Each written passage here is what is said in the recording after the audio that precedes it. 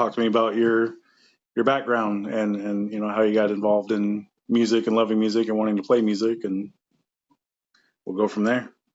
Okay. Yeah. I mean, woof. How I got into music is okay, we'll start at the beginning. Like my dad had a thing where every Saturday morning, afternoon, he would just put on vinyl records, and we would just listen to the vinyls all day long. And the things that like always like kept my attention like in the music was like CCR, Blondie. He had some John Williams records, so like the symphony stuff and all that. But it was just like something about like Creedence, Clearwater Revival, and Blondie just like kept me like, oh man, this is like grooving. I really like this. So it became a thing like, every Saturday it's like we're gonna listen to CCR, we're gonna listen to Blondie, we're gonna listen to, I mean, and even some of the old country stuff like Hank Williams, not Junior, Hank Williams. Like it was just always vinyls, and so it just always kept my attention. I was like, man, I really like this, and so I started doing like the elementary school music, like I'm gonna play recorder, I'm gonna be in the choir. And it wasn't until like middle school I was like, I think this is something I really want to like invest my time in, and joined band in my sixth grade and was playing saxophone, and it was just I was having so much fun learning music and learning how music worked that I was just like, dude, I really want to keep going with this. So a lot of my friends, after sixth grade, they're like, I don't want to do this anymore. They got bored, and I was like, I was invested. I'm like, this is something I want to do. I didn't know if I wanted to do it as a career. Like I was just like, I want to do this for school. Like I'm doing this from now on. And then yeah, I kept playing music. I One of the coolest things like in my travels in music was when I was in sixth grade. I was learning saxophone. My dad was a bus mechanic, and so I mean, we would meet just like anybody and everybody. Their buses would break down, my dad would be the one fixing it, because like there was nothing in Vegas for the way of like buses. So my dad had a roadside, and so he actually was working on it was Bill Haley's Comets. It was the band that played with Bill Haley. They were still playing and touring. Wow. And they were playing out in Prim, Nevada, actually. And so he was like, "Hey, I gotta go fix their bus, but their saxophone player wants to meet you." And I was like, "All right." He's like, "Bring your saxophone." So yeah, we went up to the guy's room. He was asking me about like what I know and all that, and I'm like, "I'm just learning." He's like, "All right, I'm gonna show you some techniques." So it was really cool. I got a private one-on-one lesson from the saxophone player from Bill Haley's Comets. I'm like, this is like, I'm what, sixth grade? What is that, 1995, somewhere around there? And it was just like, it was mind blowing that I was getting this. And so yeah, I just kept playing music. Got some drums when I was 14, started playing drums. Was in a few bands throughout high school, some pop punk bands that I played drums for, and then they kept breaking up. Like all the bands I was in just kept breaking up. People moving away to college, or it's like, oh, we're gonna go start this other band. So I was pissed. I'm like, you know what? I'm not doing this anymore. I'm not playing drums for anybody else. I am going to start my own band. So I went and bought like a shitty guitar, shitty amp. My best friend, he was playing saxophone. He was like, I'm going to join your band. And it was just him and I. That was like the way we went. And our first show was just as us, a two-piece punk ska. It was obnoxious. It was like, looking back at it, I don't even know if I could listen to those songs. They were so bad. But it's that whole Dave Grohl thing. It's just like, get your best friends, get in a garage, just be shitty and have fun. And Grocery Store Rejects went on for, oh god, we played for 12 years. And we had a blast. Yeah, it was a great run. And there are promoters here in town that we worked with back in the day, and they keep asking. They're like, "When are you guys gonna do a reunion?" And it's like, nah, I don't even remember the songs. Like, I can play them, I just don't know what I was singing about. And a lot of those songs I don't think will translate in 2024 like they did in the early 2000s. Right. So now that you brought up Grocery Store Rejects, Was there ever any like serious potential in it becoming, like a full on thing, or was it just like a fun local thing? Like what was kind of the In our minds, we were the best. Like, we were the worst, but we were the best at being the worst. Yeah. And in our minds, I think anybody that starts a band, you have a dream and a goal. For us, it was, play music with our friends, but also, where can we take this? And I mean, in the 12 years, we got to open up for some of our favorite bands, some of the people we looked up to. We just I remember playing with, Agent Orange. I was when we got that gig, I was like, I listened to this band when I was in high school, and now I get to open up the show. And it wasn't even like, oh, we're the first band, and then there's this band, and then this band, and then Agent Orange. It's like we were right there. Like, I think we were right before Agent Orange. Was that And in 2012 maybe, I think so. at the Cheyenne Saloon? Yeah. Was that show? Yeah, I the dates all just blur together. Sorry, that's the main thing, Yeah. Yeah, you were there. Actually, yes, you were at that show. That was the night Roxy and I got engaged. So everybody was there. It's the only reason people came to see Grocery Store Rejects. They're like, oh, Roxy's gonna be there. But yeah, it was cool. But I don't think you're looking at at that time 22-year-old, living in Las Vegas, and it was just like, I'm gonna be obnoxious, but I'm gonna be the front man, and wherever this goes. And I looking back at it, I don't know why I did it, but we were just like, we have really catchy songs, we can do this. And I mean, I submitted to every label. I was like, listen to our music. I mean, I mailed out probably about 40 CDs. And looking back on it, it's like I was really trying, because I didn't know. I'm like, this band's out on tour and they suck. Why can't we do it? Kind of attitude. Right. Looking back at it, it's like, I get why they didn't. One label did write us back, and I was actually happy that they did. They were like, hey, we like your music, we like what you're doing. We're not really looking for new artists right now. We're just working with the artists we have. And I mean, that label eventually folded within like 2 years after submitting to them. So yeah, we wanted to be big, but we kind of understood where we stood. Yeah. So what brought it to an end? What was it, just like a natural thing, or was it because of RGP, or just combination of things? It was a combination of things. I think for me, I was getting busy with RGP because we were working as a cover band plus the originals, and we were just really starting to get busy, and I wasn't having enough time to do both. And I kind of just hit like a wall, because at that point we had our 10-year anniversary and we had one album. And when we would try to write, it just didn't seem natural. It seemed forced. Yeah.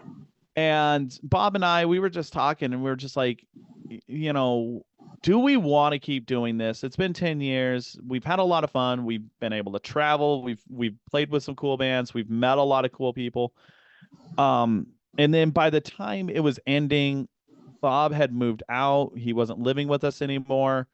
And it just seemed like it was the natural thing. And then Steve, he left. And I mean, before all this, our drummer was deported. And so his little brother was playing for us. And his little brother was awesome. But he just didn't want to do music. He was just like, this isn't what I want to do with my life. Yeah. So he was down to play with us, but you could tell it was starting to like wear on him. Like, oh, we got another show. Oh, we got to practice. And so, we just let it just kind of fizzle out. Bob and I have talked like, let's just do like we did before, just 2-piece and just go play some songs just for shits and giggles. But will that happen? I don't know. Bob, he's got 2 kids now. I just saw him this afternoon. He's a fish dad now. His daughters are way into fish. And so he's building aquariums for him. He's like, I gotta take care of this. I don't think I have time to pull out the saxophone. Right. So tell us about how RGP came together. RGP came together from Cheyenne Saloon, to be honest.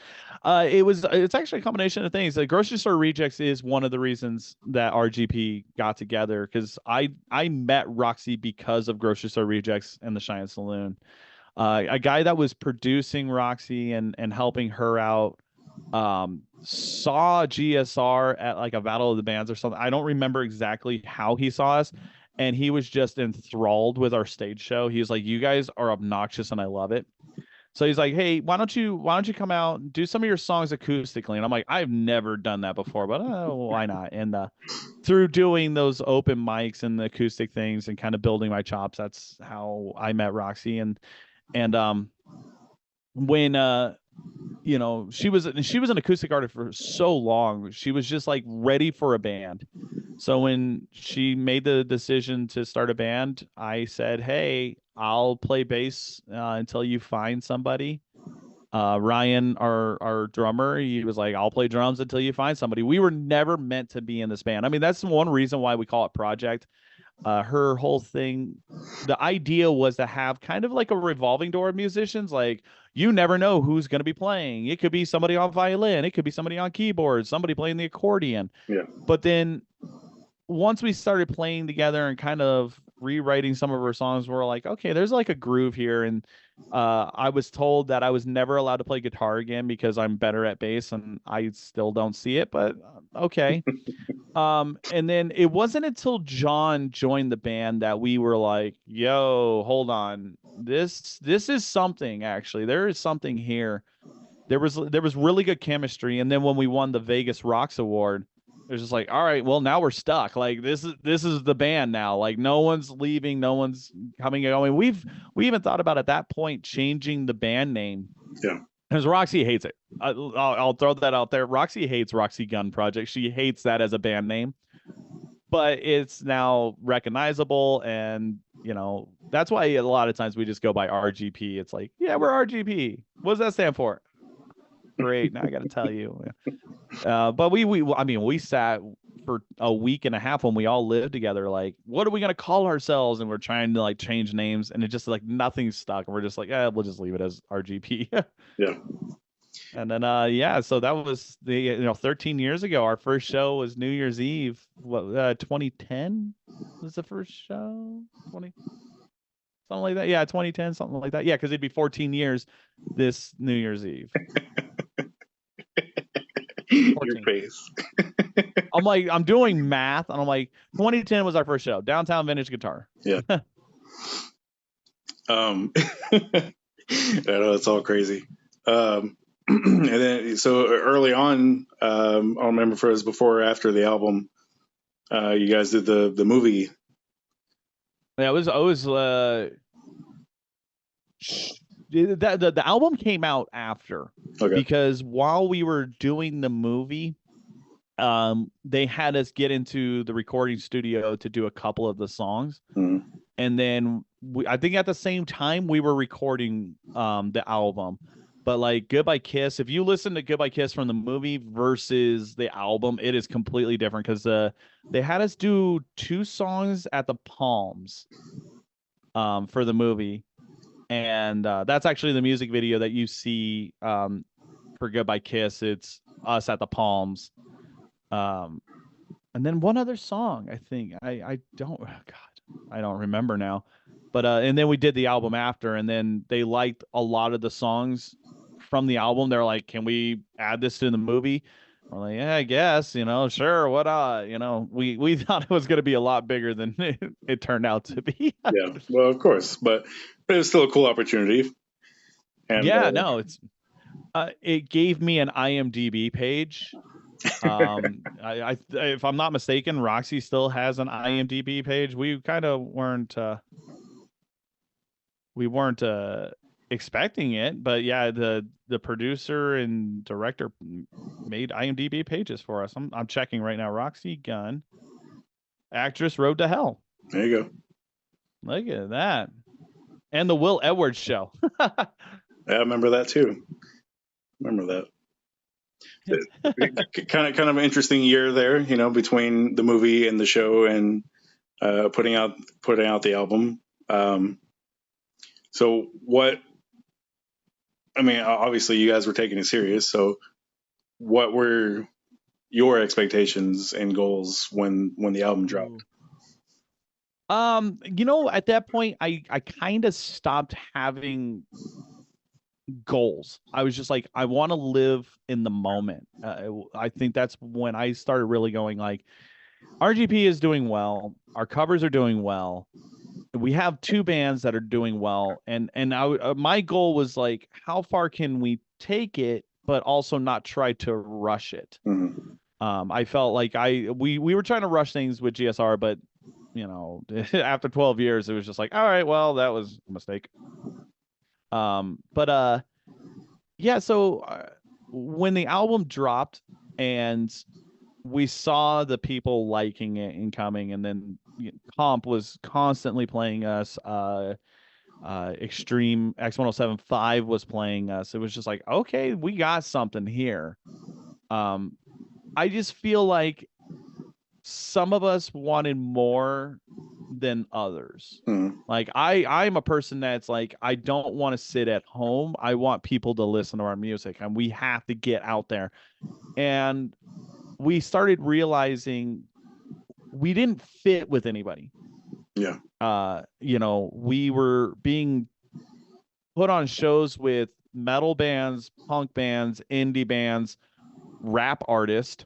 Like we couldn't no one could figure out where to put us because we were too weird, I guess. And so it was hard booking tours with that. Like I'm like, let's get on the road, let's go. And it just it was hard. It was difficult with RGP. It's like, where do we line up in the world of music? Yeah.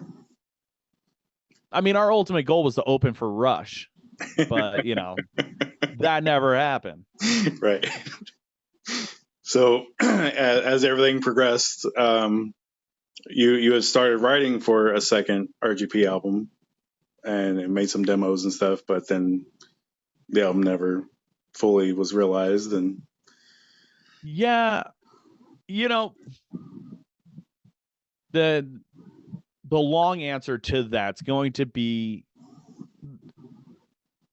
simply the cover band became the man. Yeah.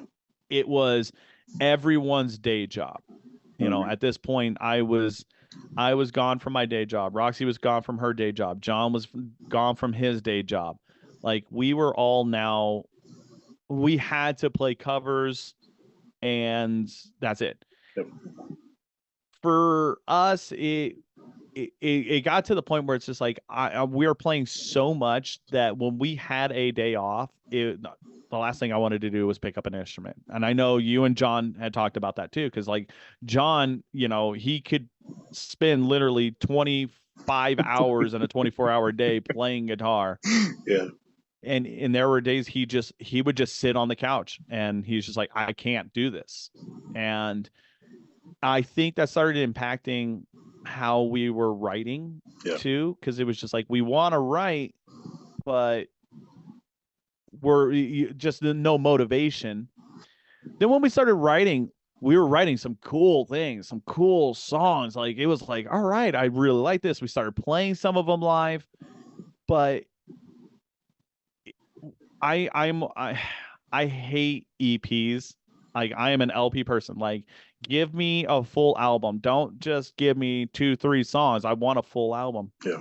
And so I guess I'll take the blame that we didn't have enough songs to put out an album. And I kept telling everyone, I'm like, I don't want to put out 7 songs. I don't want to put out 8 songs. Let's put out 10 songs. Yeah. And we were getting there with some of the songs, but then there were some songs that we would rehearse it and you could just see it on everyone's face. Like, really? Like this song doesn't really work. You were just writing fluff now. And then there was a song that is going to, I think it was a song that just broke everyone because we all had different opinions on how the song should go. And we tried to put everyone's opinions into one song. And it was just it was a disaster. Yeah. Like when we wrote it, we're just like, yeah. And then listening to it back, we're just like, no, like this doesn't work at all. And I think that's what it was, just with all the covers and trying to write. Roxy would be the first one to tell you that she hit writer's block. She hit a brick wall. And that, for her to say that was really weird, because I mean, she was writing songs like this. It was just like constantly songs coming out of her. And then she's like, I can't. This is a brick wall. She wasn't happy with what she was writing.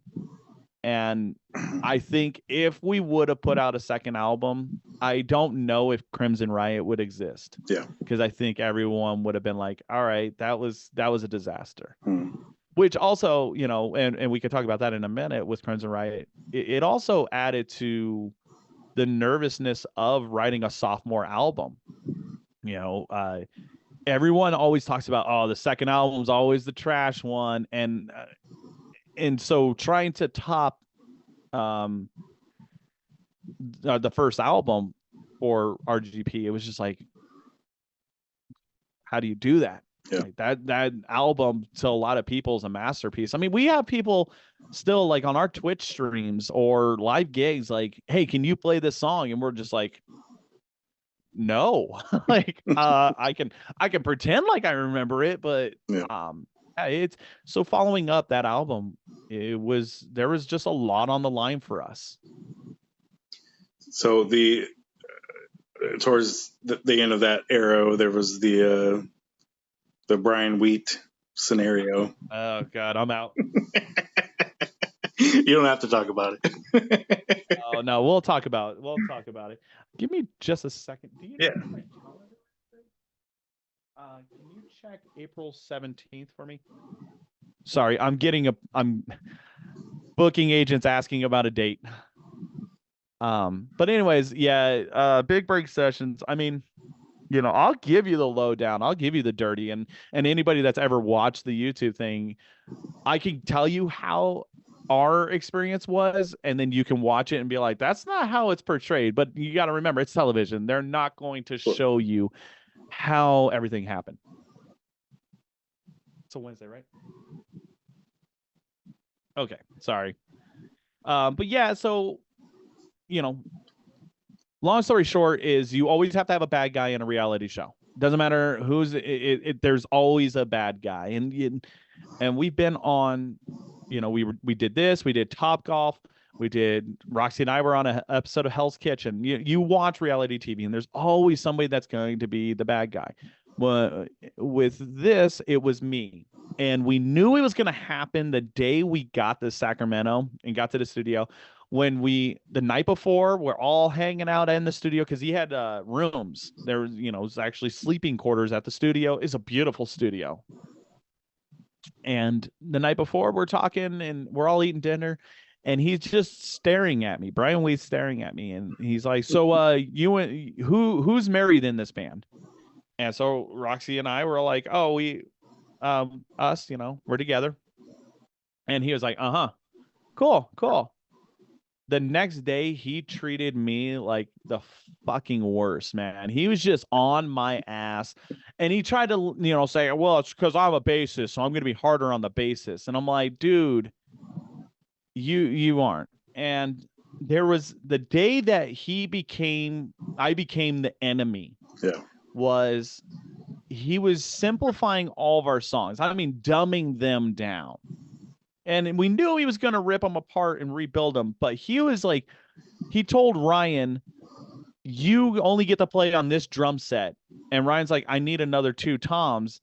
And Brian's like, you need to earn those toms. It's like, you don't tell a drummer that you got to change the way you play in a studio.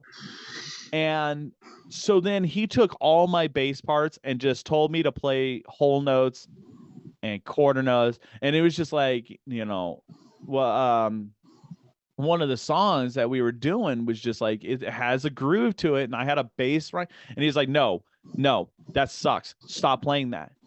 And I'm like, what the fuck? So it was just literally do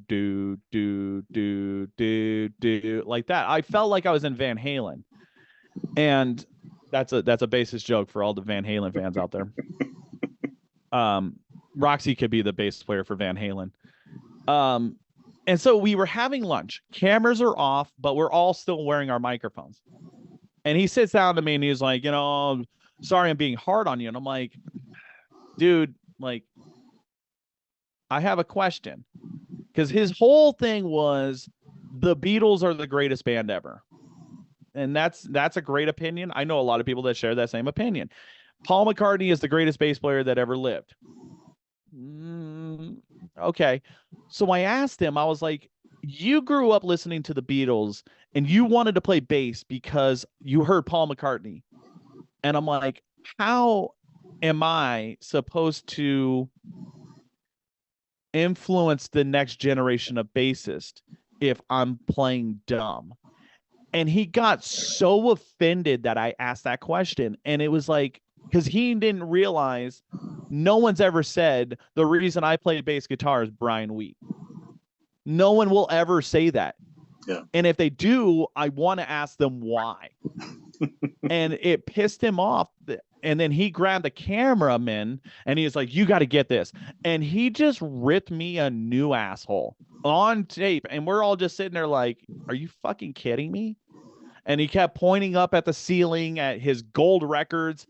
He's like, you see those gold records, these gold records, you don't have any gold records. I have these gold records. I don't play shitty little clubs in Vegas like you guys do. And just like went off. And at that point, I was just done. I was like, fuck this guy.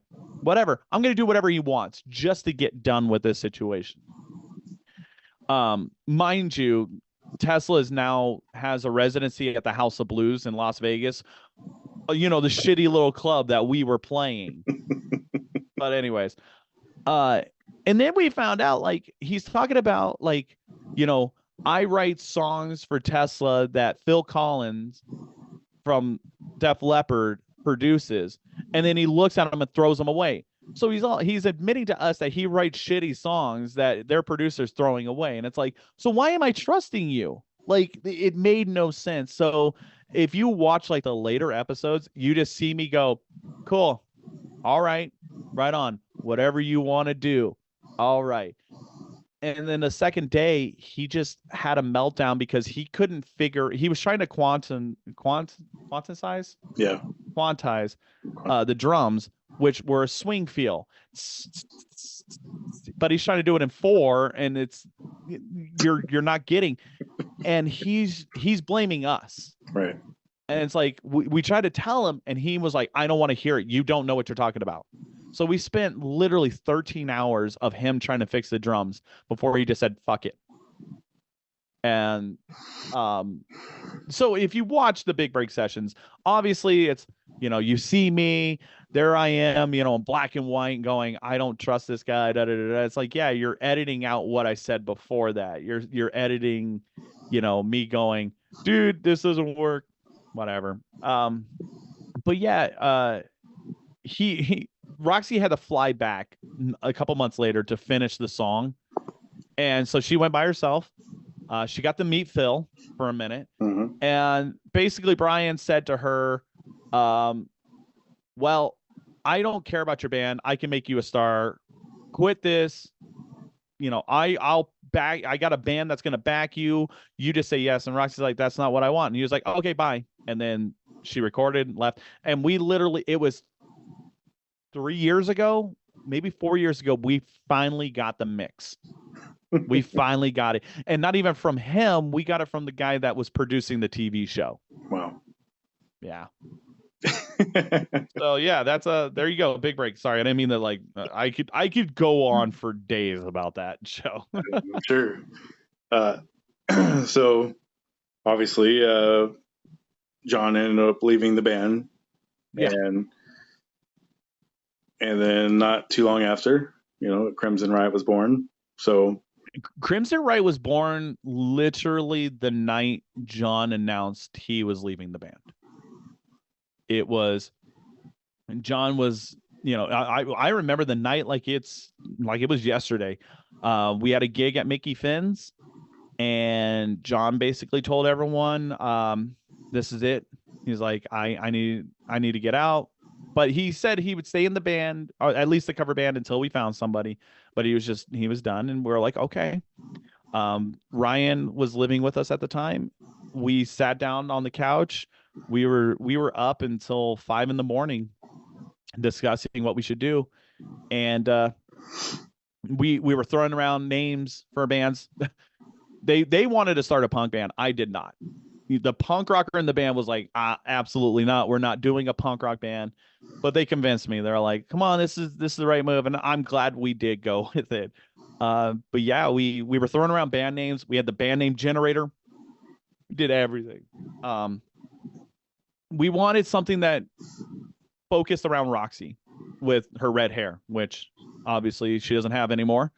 But we're like, how do we so we did Scarlet, Red Riot, Scarlet Foot, something I don't remember. But Roxy then was like Crimson Riot, and she said it, and Ryan and I, if I was a Disney character, like a Disney dog, my ears would just straight up and the eyes just bulge out of my head. And I was just like, yes. I'm like, that is a great name. But it's like 4 in the morning. We're like, is it a great name? Let's sleep on it. Yeah. We woke up the next day and Ryan had the logo. He had the logo. He had the website. He had the Facebook. He had everything done. He's like, I got the design. I got the logo. We're like, for what? He's like, Crimson Riot. And he's like showing us. And we just like, I guess we're Crimson Riot now.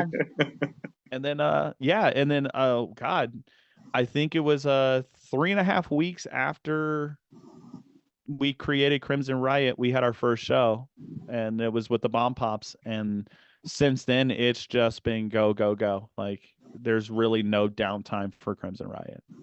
And we're leaving for tour in a week, exactly a week, next Friday.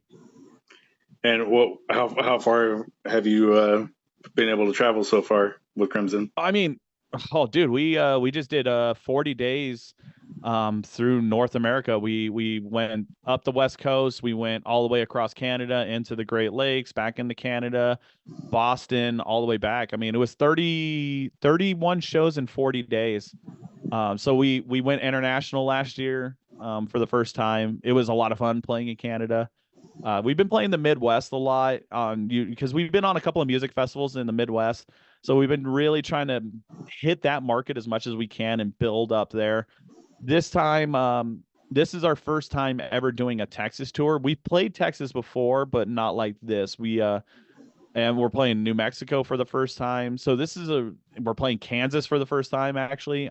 There's a lot of new places we're hitting on this tour that we're super excited about, because that's the one thing is like we could stay home and release music, or we can go and get people to listen to us. And we choose that. We have an RV that I'm trying to fix right now, and we're using it to our full advantage. So has this gone, like, obviously you've been at it for a long time now, and including with RGP and then now into Crimson Riot, which is kind of like an extension, but also a new thing. Are you surprised at where things are now? Oh, I'm surprised and also excited, because we're in the process of writing our third album. I had a bunch of errands to run today, so I listened to all 12 songs, because we're still in the writing, producing, because we're on our own. This is DIY. We don't have a time frame of when we need to release. And, now I'm listening to these songs. Some of them are 2 years old, and I'm listening to them and I'm like, do I want to release this? And I mean, I think I like them. I mean, I think they're really good songs. Some of the songs that we played on tour and on Twitch, our fans like them. So I'm happy where we are. I mean, obviously we want to get to the next level, whatever that may be. So now it's trying to get on a bunch of festivals. We have an offer for a festival in the UK. There's one in Florida that we might be getting on. So we're just we're just gonna keep going because at this point, Roxy and myself and RJ, we kind of all have the same goal in mind, is to keep playing music in some capacity. Right. And the fact that the cover band's doing well and we're able to go on the road and play, I mean, it's really, we're getting to the point where it's like I'm hitting up venues that we've played before, and as soon as I say, hey, we're coming back, this is the date, before I even get a chance to clear out of my messenger, they're like, yes please. Or I get a text message like, show's already booked. Like, cool. Like, people are excited to have us, and I love that feeling. Oh yeah, dude. I'm proud of you guys, and I love that I've been along for basically the entire journey. And, Yeah, I appreciate it, man. Thank you. It's good to hear from you, and I hope I get to see you guys on the road. Yeah, we're trying to get to Florida. If we don't get the festival, we will be coming sometime probably in the early to mid fall. So Okay. Fingers crossed. Oh yeah, dude. Reject. Right on, man. I appreciate your time. Good to chat with thanks, you. man. I'll talk to you soon. All right, man. All right, we'll talk soon. All right, dude.